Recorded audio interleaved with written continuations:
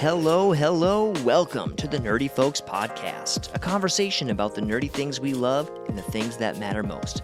My name is Matthew Seipel-Anderson. And I am Katie Seipel-Anderson. We are the hosts of the Nerdy Folks Podcast. We love this community, and we're glad you're with us today. And Katie, I'm glad you're with us today. It's been a while. It's been a minute, and we have missed you. I've missed being a part of this. Well, today we have an interview with Kevin from Tundra Tactics. Tundra Tactics is a team. Tundra Tactics is a team. Yeah. That's great. And they are from Madison, Wisconsin. They play competitive Warhammer 40K.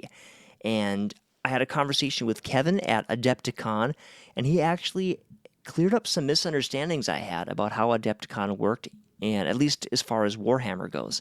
But first, there's some things we need to talk about. Something I need to just rant about a little bit.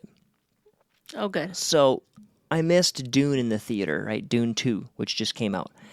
And so, I was very excited to see that it is now on streaming. I was like, sweet, I'm going to watch some Dune, because I really liked the first one.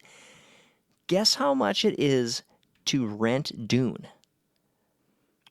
$15? It's $25 to rent Dune. To rent it? To rent it. For like 24 hours or for like life? Yeah, something like that. Well, you can get it for life for $29. So for another $4, you can have it for You life. can rent it for life. So, I don't know. I'm not sure what I'm going to do. Maybe I'll just hold out a little bit longer. Or we could just buy it if you really want to see it. Because then I can see it too. And it would be about the same as seeing it in the theater. That's true. See, that's their reasoning. That's how they get you. That's how they get you. Man. But it's way more convenient at your house if you have a hard time getting to the theater at the times that the theater is playing it. Man. Well, speaking of convenience, my friend sent me a video about a D&D dungeon master who went so far as to buy a house to accommodate his D&D game, which has been running for 40 years. What? 40 years? Yeah, it was crazy. Okay, I'm just trying to get past buying a house for a D&D game. That is convenient. Yeah, he was hardcore. It was pretty cool, though. I mean, if you've been keeping a D&D game going for 40 years, it deserves a house. Maybe. What was cool about the video was it showed all his miniatures. I mean, just thousands of miniatures, and the terrain. He had terrain from different eras of history, different seasons. So he had like winter terrain, summer terrain, and he swapped it all out depending on where these characters went. And he had characters who have played for years. He said that he's had some people that have gotten so attached to their character, and then their character dies in the game. And he said, I've literally seen a grown man weep. That's intense. It is intense. It's a lot of investment. And it reminds me of Warhammer.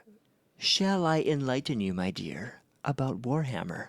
I want to know all the things. Do you? Okay. When it was created, how long it's been going on, is there a 40-year game of Warhammer? I don't know about that. I do know that it first came out in 1983. Under the name... older than I am. Yeah. Warhammer. Formerly Warhammer Fantasy Battle, or just Warhammer Fantasy. And then at some point along the line, I don't have the complete history here in my notes, it got a revamp. And now it's Warhammer 40K. Warhammer is a class of game called a tabletop war game. Dungeons and Dragons, on the other hand, it can be played with miniatures on a tabletop, but you don't need that. Warhammer, which is what my interview was about at Adepticon, which we'll get to later, that is all played on a tabletop with miniatures, with terrain, and all that figures into the rules and stuff. So Warhammer is this crazy world that I've been learning about. So the lore of Warhammer is not for the faint of heart. It's set in a distant future where our galaxy has become a battleground between different factions. Some of the factions are human, some are alien, some come from another dimension, and others would be equally at home in the world of Dungeons and Dragons or like a fantasy world. So like orcs and dragons and interesting. undead things. But then like the orcs are riding in these big robotical suits. So it's like a mashup of sci-fi and fantasy elements. And there's like interdimensional stuff, and it just seems like every once in a while they want to add some new spice to the game, so they make up like a new group that comes into this big battle and invent a backstory. And it was funny because in one place, I believe it was on the Wikipedia page for Warhammer, they said that the official stance is that all the lore is quote-unquote true, and anything that doesn't align is just different historians, aka authors, giving their take on the events, and so take it with a grain of salt. It's all true, just throw it all in the kettle and be happy. So that's the deal with Warhammer. There are a lot of Warhammer novels. Like, I believe there are hundreds of Warhammer novels. There are at least dozens of them. Really? Yeah. And so it is. Do they go along with the game specifically, or does someone just make up random stuff using the same characters? I think it's a little of both. There are different series, there are different genres, written in the Warhammer world, and there are definitely different novels that go along with the different expansions that come out. It just adds interest when you know a little bit of backstory. And Prime Video is developing a Warhammer series. Henry Cavill is set to star in the show, and he's playing a significant role in its development. What did you think of Henry Cavill as Superman? We watched a few of those DC movies with him as Superman, like Batman vs. Superman and Did I watch that? Justice League. Did I watch any of those?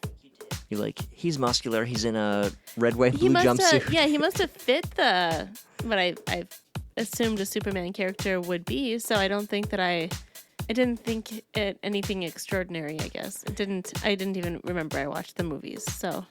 My thought on him was that he was kind of cold. I remember Christopher Reeves as Superman. Those came out when I was really young.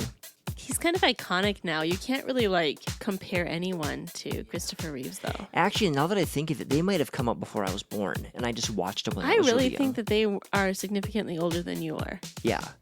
I think they're from the 70s. That's what I was thinking, too. Anyway, I... Must be right. We both thought it. I remember feeling like Christopher Reeves was a very warm and likable Superman. One that you could connect with.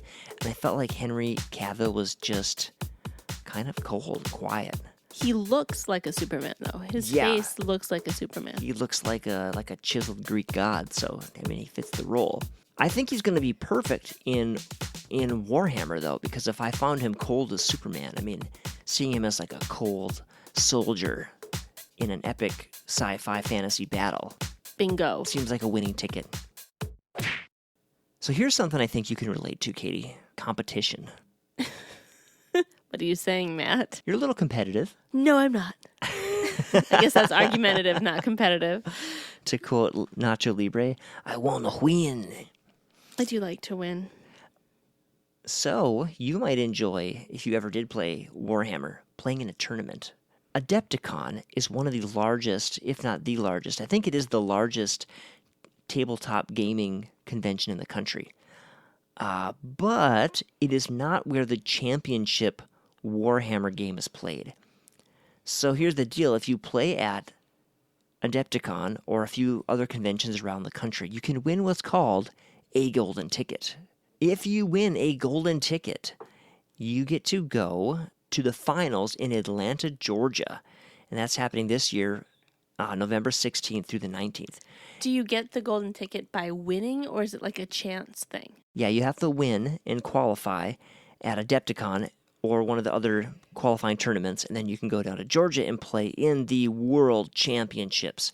Now check this out. At the time of writing, this championship match in Georgia has more than 170 qualifier slots from 18 countries across 3 continents.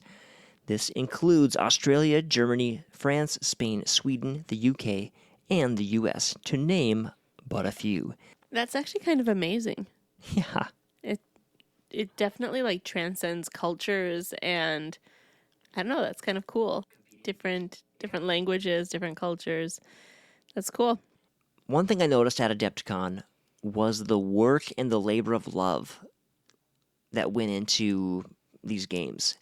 Just the meticulous painting of the figurines, the visionary creation of terrain and cityscapes and scorched lava planets. I mean, it was just really cool. You know, that and then paired with 40-year Dungeons and Dragons game, it's like that takes a lot of work and a lot of diligence to keep that all together and keep that rolling. In fact, there's a great proverb that says, "Diligent hands will rule, but laziness ends in forced labor." Well, I just think that the people in this tournament will rule because of their diligence.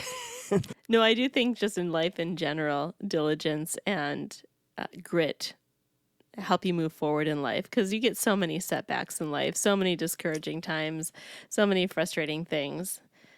To be able to pick yourself up and keep on going, to be able to change yourself, to be able to pick up and keep going, and to be able to shift and change and start again. You know, I think sometimes we see hard work as being just something that we do on our own, but I just quoted this proverb from the Bible, and to me that says that hard work and diligence is actually a spiritual activity. And I think it's really helpful to think of all of our life as being part of our spiritual life and not to put our spiritual life into a little box.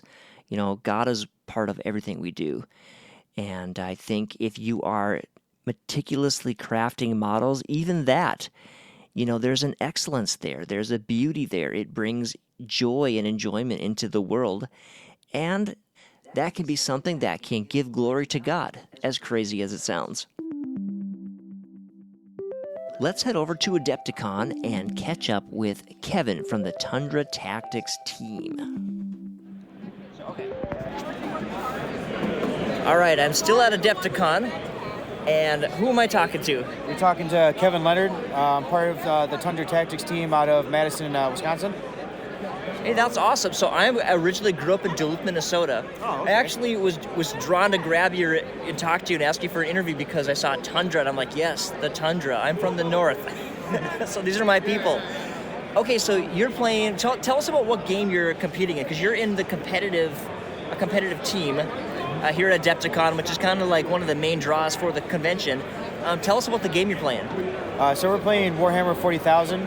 This tournament right now is the Adepticon team tournament.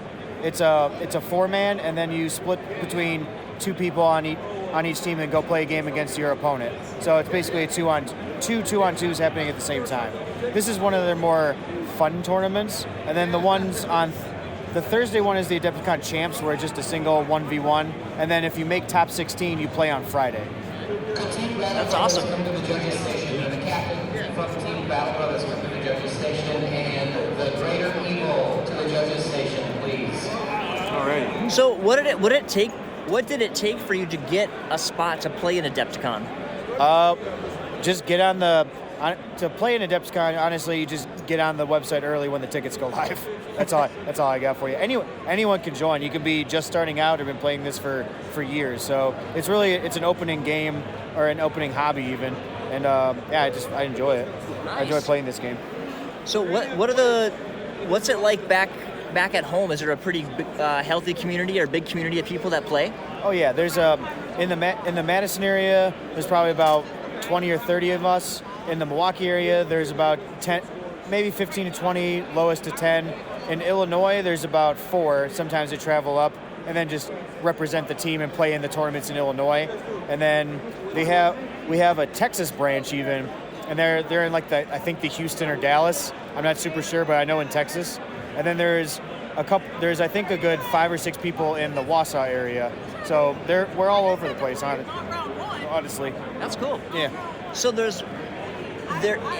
my understanding is there is a league, or there is a thing that you actually have to qualify for, that is like further at Adepticon? So yesterday was at the top 16. They were qualifying for the World Championships of Warhammer, and the guy who gets first place gets what they call a golden ticket, and then he goes down to Atlanta and plays against everybody else who won a golden ticket.